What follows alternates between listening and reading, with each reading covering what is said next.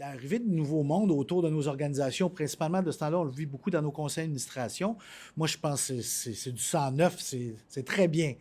Par ailleurs, je pense que nous, on doit être le gardien à la direction générale de où on vient pour savoir où on va. Fait que la mémoire organisationnelle dans des contextes de transition comme ça est bien importante. Moi, je suis passé rapidement de tout le monde au conseil d'administration a 10 ans plus vieux que moi à tout le monde en 2 ans a 15 ans plus jeune que moi. Fait que là, tous mes chums, là, ben, ils étaient plus là. Puis là, c'était comme, comment se fait qu'on ne fait pas ça? Comment se fait qu'il n'y a pas... Puis là, tu es obligé de retracer la plan. Oui, on a fait une planification stratégique. Oui, on a déjà fait cet exercice-là. Oui, on avait établi des priorités. Puis là, il y avait comme, il y a eu vraiment une rééducation de dire, regardez les idées qui ont déjà été sur la table. Oui, on l'a déjà fait. Fait que ça, pour une organisation, d'avoir accès à sa mémoire, c'est très important.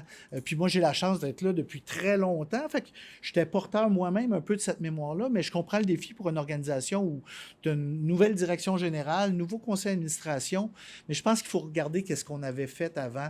Il y a des gens qui avaient réfléchi pour l'organisation, qui font qu'elle est encore là, qu'elle est en santé ou moins des fois, parce qu'on a fait des choix qui ont peut-être pas tourné comme on voulait, mais je pense que le respect de ce qui a été accompli dans l'avancement de la suite, de dire ça doit inspirer les plans stratégiques qu'on va mettre sur la table, qu'on va réfléchir avec ce 109-là qui apporte une nouvelle vision.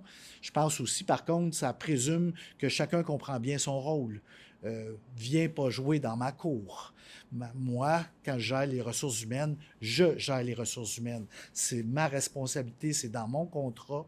Tu me demandes d'atteindre ces objectifs-là, tu as défini mon cadre budgétaire, ben laisse-moi aller dans ça, puis il va voir après ça à m'évaluer parce que j'ai bien répondu aux initiatives qui avaient été identifiées comme étant prioritaires. Le moyen après ça, je pense, appartient aux directions générales.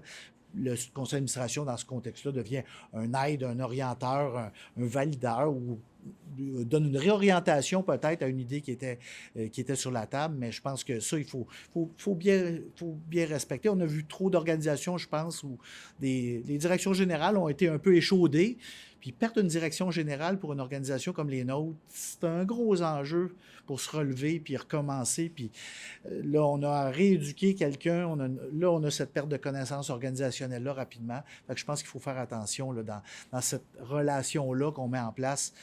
Au fond, on partage la même vision, on partage la même mission. Assurons-nous de le faire ensemble.